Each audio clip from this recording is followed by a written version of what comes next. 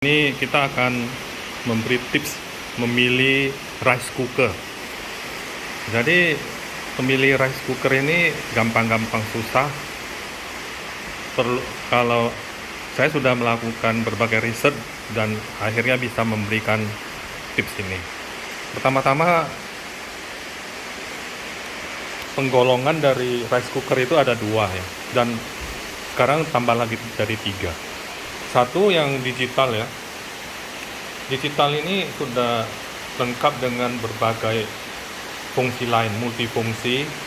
Seperti ini bisa masak nasi putih, nasi merah, kemudian bisa sup, bubur, kue untuk kukus, slow cook, dan masak cepat kalau kita ingin nasi kita cepat masak ya. Lalu dan juga ada fungsi ini tambahan. Kapan jam berapa kita ingin nasi kita jadi. Ini tombol ini penting. Jadi inilah yang bisa dilakukan oleh digital, rice cooker digital. Kalau manual nggak bisa. Ini manual. Manual ada apa saja? Masak dan keep warm. Dan ada juga yang rice cooker yang nggak ada keep warm. Kalau yang nggak ada keep warm lebih murah. Seperti ini. Ini fungsinya hanya masak aja. Kalau sudah jadi dia langsung mati. Tidak bisa keep warm. Jadi tergantung kita mau yang ada keep warm atau enggak. Keep warm itu harus diingat ya. Menghabiskan banyak energi listrik keep warm. Kemudian juga nasi kita itu dimasak terus dan makin lama makin kering. Jadi ada kategorinya ada dua, antara digital dengan yang manual. Sekarang ada lagi tambahan satu kategori untuk yang hasil masaknya low untuk rendah kalori ya. Jadi ini khusus untuk orang-orang yang ingin diet rendah kalori, rendah gula, gimana untuk seperti orang yang diabetes ya. Jadi untuk yang seperti ini, apa bedanya dengan, dia semuanya digital kalau sudah yang low carb, apa bedanya dengan yang tidak low carb? Jadi kalau yang low carb, dia sebenarnya sistemnya sistem kukus. Jadi dia memberikan kepada kita satu bin tambahan. Jadi selain ini, nanti dia akan taruh satu bin tambahan yang ada lubang-lubang. Jadi uap air yang naik ke atas waktu turunnya melewati nasi langsung turun ke bawah. Jadi nasi itu tidak mendapat jatah dari uap air yang mengandung gula, dan itu turun ke bawah. Jadi menurut riset itu mengurangi antara 50 sampai 60% dari kadar gula yang ada di nasi itu. Jadi sistemnya sebenarnya gampang. Dan untuk yang low carb itu saya lihat dijual antara 600.000 sampai 1 juta.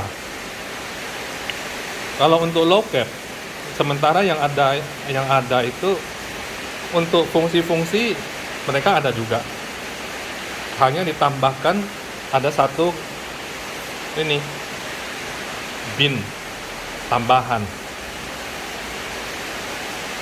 Jadi kalau teman-teman ingin low carb punya nasi, boleh pertimbangkan dengan itu. Lalu sesudah mempertimbangkan apakah pakai digital atau yang low carb atau tetap manual. Oh ya, sebelum itu saya ingin beritahukan harga ya. Harga yang manual memang lebih murah, tapi murahnya nggak banyak sekarang. Selisihnya makin lama makin sedikit. Contohnya kalau ini sekitar 400 ribuan, ini 600 ribuan sudah dapat. Jadi selisihnya 200 ribu. Ada juga yang 500-an. Jadi tergantung. Perbedaan antara manual ke digital itu sudah makin lama makin sempit. Hanya kadang orang fobia ya dengan digital, apalagi orang-orang tua. Kalau saya sih, saya cenderung beli yang ini. Hanya kadang apakah pembantu bisa memakai. Syukur-syukur ini sudah dalam bahasa Indonesia, tapi bagaimanapun orang akan fobia lihat dari tombol-tombol itu. Kalau ini no brainer, langsung bisa masak, semua orang bisa masak. Lalu sesudah menentukan bentuk dari metode pemasakan digital atau manual, selanjutnya mengenai kapasitas. Jadi kapasitas yang umumnya itu adalah 2 liter ya. 2 liter itu untuk 11 orang makan. Jadi average dari rice cooker itu 2 liter. Kemudian yang turun ke bawah itu sudah 1,6 atau 1 atau di bawah 1. Jadi ini kalau ini standar, ini 2. Ini 1,6. Ini di bawah 1. Saya ada yang lebih kecil lagi di bawah ini. Jadi kadang untuk masak sedikit satu orang nasi merah saya pakai itu. Kemudian sesudah mengenai kapasitas, kita salah satu konsideran adalah mengenai watt. Rumah-rumah di Indonesia kan listrik kita di sini kan masih mahal ya. Jadi watt itu, median watt itu adalah di 400 watt.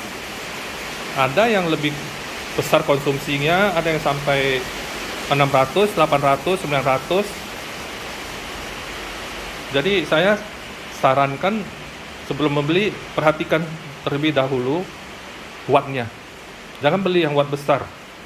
Karena watt besar berarti kalau untuk yang kapasitas yang sama, kenapa satu bisa 400 watt, satu bisa 900? Berarti ada pembuatan di dalamnya itu sesuatu yang mengkonsumsi banyak listrik. Jadi saya cenderung pilihlah yang konsumsi listriknya bisa lebih hemat tanpa mengurangi masa masak. Lalu mengenai harga ya, merek-merek. Tentu merek-merek Eropa lebih mahal dari merek lokal maupun merek China. Jadi semua terpulang dari masing-masing, budget masing-masing, selera masing-masing. Saya di sini tidak endorse merek karena saya tidak dibayar siapapun dan saya membeli sesuai dengan yang saya merasakan untuk yang saya ingin pakai. Jadi demikian teman-teman, review dari saya semoga bermanfaat.